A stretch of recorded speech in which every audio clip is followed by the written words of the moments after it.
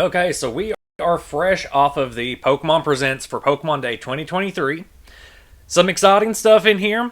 Just up front, I want to say my expectations were pretty low going into this. I figured we would get the standard DLC announcement, a bunch of mobile game updates, and then maybe a new thing announced. You know, there were rumbles about Pokemon Sleep potentially finally getting shown since the data mine from Pokemon Go showed there was some compatibility there. But yeah, we got that plus some more. I'm going to be going through the video here. First of all, my first note is I do not like this Pikachu plush that they have clearly gone back in post and edited in blinks. I will say, as I was watching it, I was trying to figure out, like, is this Pikachu plush actually moving? Clearly the blinks are not in real time, but did Ishihara film next to an actual plush, or is this just like a really good effect? I don't know. So I will give them props to that. Could have done a little more work with the eyelids, but overall I don't know why this was even in here, because it makes you think, oh, Detective Pikachu, that sequel's finally coming to Switch, or maybe they have a movie announcement. And no, those did not happen. They jump in talking about the World Championships, which was a nice update, even though when they said, we're going to go over to Chris Brown, immediately I went, what? Chris Brown? It wasn't that Chris Brown. Not the domestic violence Chris Brown. Another dude. Just another dude named Chris Brown that works for Pokemon. They went through some of the upcoming World stuff. Notably, Pokken is not there. I know Pokken has been out of events for a while. I think this is the first Worlds without it, though, which does make me wonder if they are going to do a follow-up to that, or if they just saw so much fall-off with their player base that they don't think it's worth to do another fighting game for Pokemon. But it is nice to see Unite in there, too. I know Unite has built up a pretty strong following. So let's move on to what we had.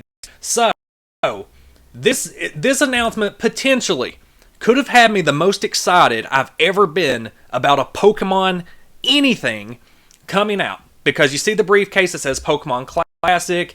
These two individuals sit down. They're going through their base set cards. As the video goes on, you see they're clearly playing a base set Venusaur versus base set Charizard deck. They have these cool little counters. I'm a big fan of the little traffic cones. Even the little spinny thing in there for the coin flips, I'm assuming is what that's for. My mind, the whole time that this was going, I was thinking, oh my god, they're finally doing it. They're finally releasing a way to play vintage formats officially. And you see them play all these cards, and you're like, man, those are some good looking cards. Like, are they gonna start reprinting vintage sets maybe? What is going on here? Even at this point, I'm going, what is this? Is it just the big board and all of the, the fancy little accessories? Or is this like an online client? What is this? And then this screen pops up that's like, stay tuned for more information. It's like, okay, well, maybe they're going to give a short little explanation of what this is after the video concludes, and they don't.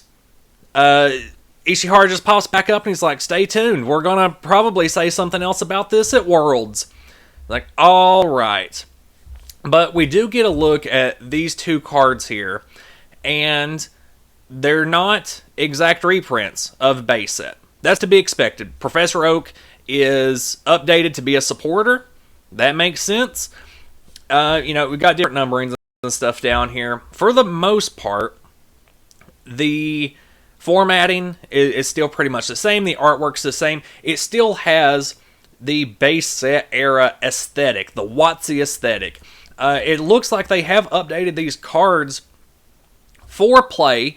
It seems like they're just going to be pre-built decks. They're basically just going to be hype structure decks, to where you have a Charizard one and a Venusaur one, and it's going to come with this really nice product up here that is probably going to be very, very expensive. It's probably going to come with the board, some sleeves here, and then your accessory kits over here with the counters and the dice rolling mechanism thing, whatever that marble thing is. Somebody in the comments that knows more about this might actually, chime in to let me know what this contraption is. So, it's disappointing because I was going in thinking that this was going to be huge. This was going to be huge for the TCG, for longtime fans, for longtime players. And instead, it's probably just going to be like, yeah, here's a $300 product. No, it would be more than that because it's got hollow Charizards and Venusaurs in it. If it's what I'm thinking it's going to be. I'm thinking this is just going to be one of those hyper premium products, though. So, yeah, and then we go back to Ishihara and this weird Pikachu sitting here. I don't know why the Pokemon Company and Nintendo in general thinks they need these strange transitions between every single video segment, because you can just play these videos back to back. You don't need someone going, here at Pokemon, we strive to make Pokemon, and Pokemon is our passion, and boy, we sure hope that you want to take a good look at this. Just play the videos. Especially with this Netflix announcement where we get a 5-minute lead up to a 10-second clip of a side. You're wasting time here. We know what Netflix is. We know that Pokemon wants to keep making shows with or without Ash. And the more explanation you put into it, the more misleading it becomes, because as this individual is talking, she's saying stuff about adapting different stories from across manga and everything else. And I'm thinking oh man, are they finally going to adapt Pokemon Special? That's going to be awesome. So immediately my expectations are way too high. And then get to the actual clip, which is, stop motion Psyduck at this Pokemon resort. And, it looks fun. Looks like some clean stop motion animation there. But ultimately not super exciting. We don't even get any more news about the direction that the anime is going without Ash. And that's, what a lot of people were probably expecting from a Netflix announcement. They probably could have cut that down a lot more to temper those expectations. But Pokemon Company's going to do what they do. Next we move on to Pokemon Unite, where Zacian is getting introduced. I don't play Pokemon Unite, so I don't know how much hype is around that. Also got, Hollowware, some championship information. Really gonna breeze through the mobile game stuff a little bit, just because, updates are updates. Moving on to, the champion stuff I'm actually kind of excited about. I log into Pokemon Masters every day just to get the coins. It's basically just a character collector. I really like that they went in and gave all of your friend, rival, companions the legendary bird that fits with them. I'm going to be logging in right after this to get my coins and try for Marnie and Moltres, because I like that costume. I actually like all three of those costumes there. Don't care as much about Leon and Charizard. It's been in the game before. And then, I'm just done with Charizard at this point anyway. Moving into this segment where everybody's saying goodnight. It's nighttime. People are going to sleep. What could people going to sleep and a Pokemon announcement have in common? Well, Pokemon Sleep got announced. It's been, 3 or 4 years? I can barely remember that announcement when they released it. But they basically said, Pokemon Sleep's going to be a thing. It's basically going to be Pokemon Go, but for sleep. And that's been everyone's expectation. It's not exactly that. It is a sleep tracker. It's got this cool little disc that you put under your pillow. And from what it seems, you're able to just befriend and become better friends with different types of Pokemon depending on how good your sleep is and how much sleep you're getting. So, for people that need an incentive to try to get better sleep, this is a pretty good health product. Good device for keeping track of that sleep. Moving on through, it does have some Pokemon Go compatibility. You can get a Snorlax, if I can find it up here. I do like the design of this disc. It's very simple. You push the button when you go to sleep, you push a button when you wake up, and you have a little Pikachu in there that you can become friends with through sleep. There it is. There's the Snorlax that I was thinking of. Nightcap Snorlax. It's always nice to have a little variants like that in Pokemon Go. I think it's worth it to go ahead and connect these two once it's released, because it does seem like they are going to be partnering these two products together frequently. Like, they're gonna be connected a lot more. It makes sense. You track your walking, you track your sleep, you combine those, health tracking devices together, and you get your stuff. The thing that got the biggest shock out of me during this Presents was when they got to the DLC and they reveal these two Pokemon, and I'm thinking, oh yeah, it's the Suicune and Virizion. We knew we were getting these because they're in the in-game book. They're sketches at the end, but those sketches are way different than what we're actually getting. I saw these two tails fluttering in the terrestrial raid, and I was like, wait a minute, that's not the combined Gen 5 or the combined Gen 2 legendary beasts that's pictured in the sketch. This is just straight up Suicune with two tails. It pans back, and it's like, oh shit, Suicune is a raptor now. That's pretty great. And then we go over to the Virizion, and I feel bad for the people that went in on just Violet for the Paradox Pokemon, because you all got the most boring designs. Those Paradox Pokemon are literally like, oh, what if this Tyranitar was a robot? What if Delibird was a robot? And then they all have like boring names, which I get kind of fits the theme of like a homogenized future society, all this stuff, but like, this Virizion kind of just looks stupid. As opposed to, it's Buddy Suicune over here that looks amazing. I think the Scarlet Paradox Pokemon designs are so much better. There's such great updates. There's like a whole lot of thought that goes behind them and making them look primal and savage. And they're just better. I'm sorry. I feel bad for you Violet only people. But the big surprise here too was these are going to be available soon. Like, these aren't part of the DLC. These are just raids that are, from what it sounded like, are going to be available later today, which kind of made me scramble because I don't have raid Pokemon ready to go, especially for something as big as, a Paradox Legendary Pokemon.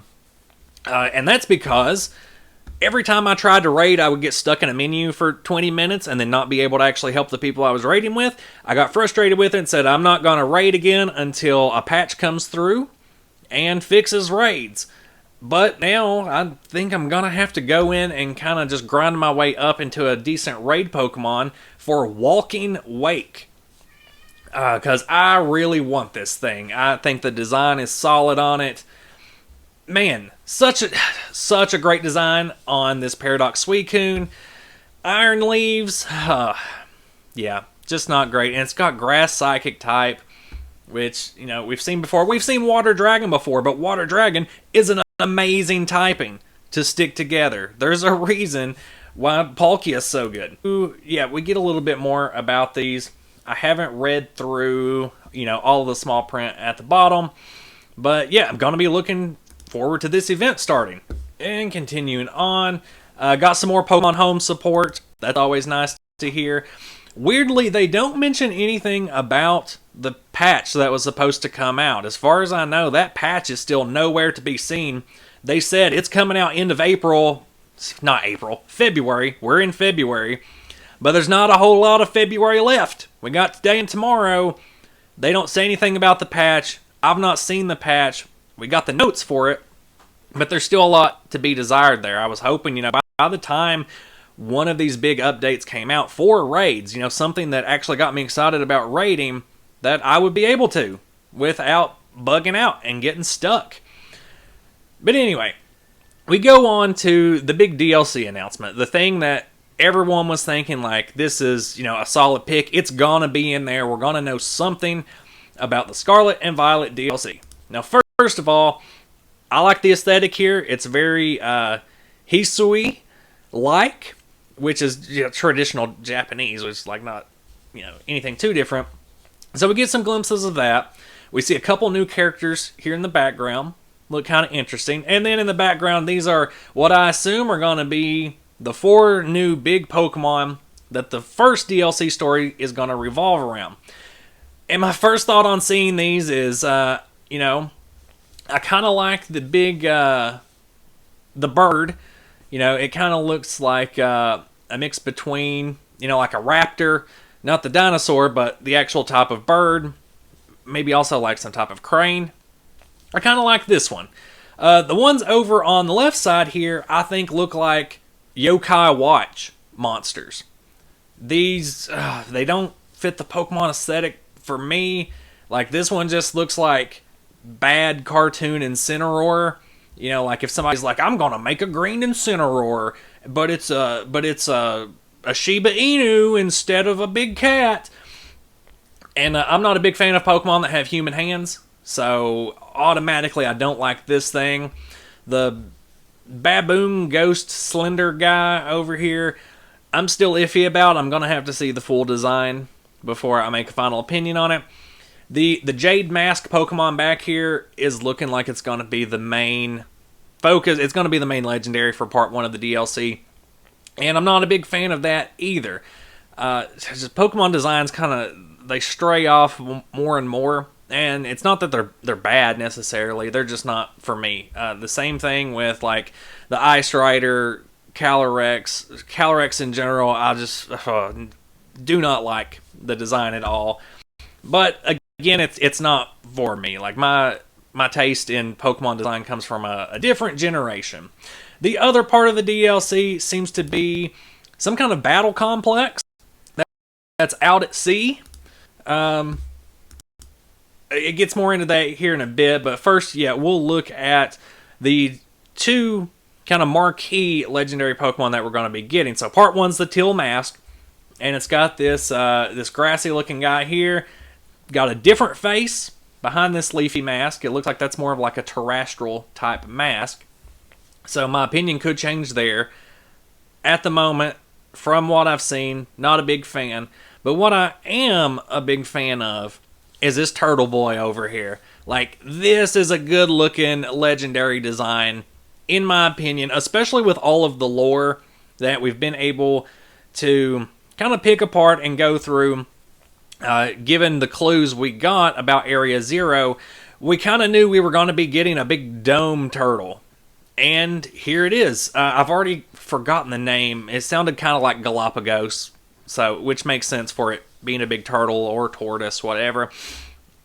And the design is just really nice with all of the different types in its shell. Like when I was picturing what Pokemon number 1000 was going to look like, I was thinking it was going to be something like this, kind of a celebration of 1,000 Pokemon, the 999 that came before. Instead, we got a Golden Go, which is another one that I'm just like, what is this thing? But anyway, this is more of what I would call like an appealing legendary design. Like I can see this showing up on products. I can see this as plush. I can see this as being a really cool TCG card. As far as the Teal Mask one over here, not as much. And they go into more explanation of what the DLC are actually going to be like. It looks like with part 2, we're going to be getting a lot more characters. It's going to be more story driven, it seems like. And that there's going to be potentially some new game mechanics coming in. Because each one of these has a theme.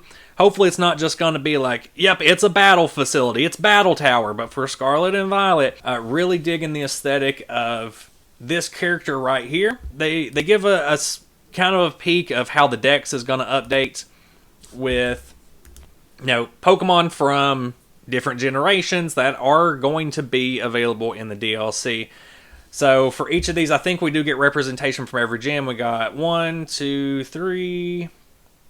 We got 2 from Gen 3, a Gen 4, a Gen 7. So maybe not like Gen to Pokemon, but I think the idea here is saying, like, yeah, no matter what gen's your favorite, you're going to be getting more Pokemon from that region. Got a little more information on those legendaries. I'm going to be checking the Pokemon website here in a second just to see if there's anything additional that's posted on there. We do get some new uniforms. Thank God. A little more customization is always good. There's also going to be a code to get a Hisuian Zoroark.